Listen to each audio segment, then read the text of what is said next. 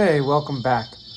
Sorry for the delay, it's a busy time of year, but we have one that is historically interesting today, although it's quite obscure. It is the very first French Canadian horror film ever made. I'm not good at speaking French, so I'm just going to tell you the English translation. This film translates to The Devil is All Around Us. It was filmed in Montreal, 1972. Came out in March of 1972, as did the last movie I talked about, which was Tales from the Crypt. So we have moved into March. It was released by Cinepix, which is a French, it is a Canadian film distributor. Later, David Cronenberg's first two horror films, Shivers and Rabid, would come out on Cinepix. But this is the oldest movie that I know of that came out on Cinepix. This is only the third Canadian film that I've talked about on this channel, and it is the first French-Canadian film ever, and it is fully in French. And actually, I've never seen a French-Canadian film of any genre before. So that's kind of interesting. I feel like most movie companies would not release their film in French because you just have a much wider audience that speaks English. Today in 2024, it probably wouldn't matter if it was in French because people are finally becoming comfortable reading subtitles and listening to people speak in other languages. But of course, in the 70s, that was not the case. So anyway, I will say the English release title, and I don't have a lot of release info, so I don't know if this was just on VHS or what, but the English release title was The Possession of Virginia, which is a very bad title because no one gets possessed in this movie. There is a character named Virginia, it's the blonde woman here, but she doesn't get possessed. So basically, this movie starts out with a man named Jacques who dies, and Virginia is his co-worker. They both work at an antique shop in Montreal, and they're both about the same age, and Jacques leaves the store and all of his stuff to Virginia, and she's surprised about it. But the main character is Paul, and Paul's up here in the middle. That's Paul. And Paul is surprised that Jacques leaves everything to Virginia because Paul and Jacques were best friends. So I'll tell you right off the bat, I give this movie 3 out of 10. It is boring at times. It is incoherent at times. The movie feels like scenes were cut out of it. I don't know if that's the case because I could not find any info on this movie at all. I feel like I'm lucky that I found it. It's very obscure, although you can watch it on YouTube. So you can watch it on YouTube. It's extremely obscure. I don't think it ever got anything beyond a VHS release. It's pretty boring and not good. And the absolute best quality you can find is pretty bad. It's worse than VHS quality. It's someone that recorded a VHS and then uploaded it. And that's the best that I could find anywhere. I mean, I guess you could probably find the actual VHS tape, which might look a little better. But good luck with that. So anyway, here's some spoilers. It basically plays out as a mystery where Paul is trying to figure out how Jacques died. One of the confusing points is Paul's relationship to Virginia, because it seems that they're like a couple, like they're together, but like partway through the movie, Virginia admits to Paul that the night before Jacques died, which was by suicide, by the way, the night before Jacques died, she had sex with him. And Paul does not react negatively to that or really react at all. He's just like, oh. I think he says, oh, it was you. Because he found out from like the police This part doesn't make sense to me, but they found out from the police that, I believe the translated line is that Jacques was ravaged the day before he died. I think that's what they say. And so that means that he like had sex the day before he died, and then it turns out it was with Virginia. And I was confused because Virginia had like her head in Paul's lap, and she's like, yeah, the day before he died, we slept together. And Paul's like, oh, okay, it was you. It's like, okay, like, I don't, it's weird because they kiss and stuff, but it never explains if Paul and Virginia are a couple or engaged, together, dating, just friends that kiss each other. I don't really know.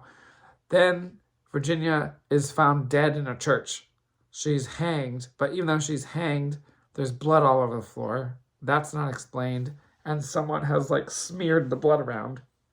Then he goes and tells the police, and they come back. And I thought it was going to be one of those things where like he tells the police, then they come back, and then there's no trace of, like, no evidence that there was someone killed there. But they come back and the blood's still all over the floor, and he's like, see, there's her blood. Now someone took the body away. And the police are like, oh man. And then the police like believe him right away. Usually in these kind of movies, the police like are skeptical. But no, the police are like, oh man, we have a problem. Okay. The other thing that happened before that actually is that Paul's cat is poisoned by accident. Someone's trying to kill Paul. They poison his milk. This reminds me of some Dario Argento movies. They probably stole it. What movie was that? I think that was Cat o' Nine Tails, where the milk is poisoned. I just thought of that right now. I think it was Cat o' Nine Tails, where somebody like takes a needle and like injects it into someone's milk. Almost sure it was Cat o' Nine Tails.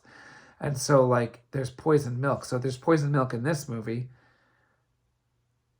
I don't know if that's like an homage to Argento or if milk was just that commonly drunk. But anyway, in the movie, he doesn't even drink it. He pours it in its cat's dish, and then the cat drinks it and the cat dies.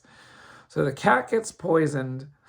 Then he gives Virginia some alcohol later, and that's poisoned. And so she kind of like freaks out, but it doesn't kill her. Then she gets better. Then she admits that she had sex with Jacques. Then, like, soon after that, her hanging, bloody body is found in a church, but then it's missing. And so then Paul meets this other woman. I forget her name now, but it's this brown-haired woman. I forget her name. But he like tells her that he's worried, and she said, you should just leave it alone. And he's like, no, I got to find out what happened to Jacques and Virginia. And then like, literally, like, this is what I'm not kidding you. I like rewound the video 4 times because I thought I was missing something. I thought I was getting tired, and then I was missing something. I rewound it 4 times. It just like jumps right to this brown-haired woman taking Paul to a satanic cult. Like, he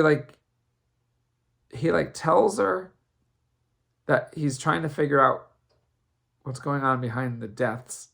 And she says, leave it alone. He's like, no, I got to find out. And she says, okay, hold on, I'll be right back. She leaves, she comes back, she gives him some wine. And then literally the next thing you know, that 2 of them are walking into a weird building.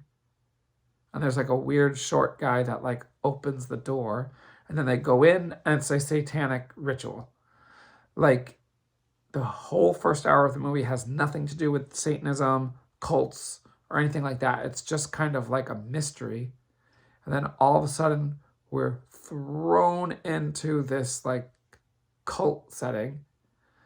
And then Paul either sees or thinks he sees Virginia, and like the audience gets a glimpse of Virginia like in some kind of like mask and hood or something for like a few seconds. And then they never mention her again for the rest of the movie. So I don't know if he really saw her there, if she wasn't really dead, or if he imagined it. But then like after the satanic cult stuff happens, it like pretty much just ends, but like nothing happens in the cult. They like explain that Jacques was part of the cult. He killed himself because he couldn't handle it. And like, they don't really care. And then the movie basically just ends. And then there's this text in French. And the translation of the text in French says like, you know, there's 20 unsolved mysteries in Montreal every year. And I guess they're implying that like a satanic cult in Montreal is killing people. And like the way the text comes on the screen, it like makes it look like it's like serious. Like the people that made this movie either know or believe that there are satanic murderers in Montreal. And it's just like, then the end credits roll. So, like I said, I give this a 3 out of 10. Another thing I want to point out is the music in this movie is really random. Sometimes it fits well, but like sometimes it'll be like creepy horror music, and then sometimes it'll be like rock and roll funk music, and then sometimes it's like a weird piano, and then like it'll be something else like really upbeat, and just like every time music comes in, it sounds like it's from a different movie. It sounds like the music from 6 different movies like all got thrown into this. So that was interesting. Basically, the only good thing about this movie is the fact that it's the first French-Canadian horror movie, and other than that, and it's like only horror like in the last, like 10 of the last 20 minutes at the most. Or maybe like 7 of the last 20 minutes. There's like a satanic cult part. Also, when Jacques dies and when Virginia dies, you do like graphically see their like bloody bodies. And there's like horror music. So I'm counting it as horror. Anything with a satanic cult that's killing people, I'm counting it as horror, but like it's just not well done. Not well done at all. So that's it. The Devil is Among Us. So coming up, I was looking ahead.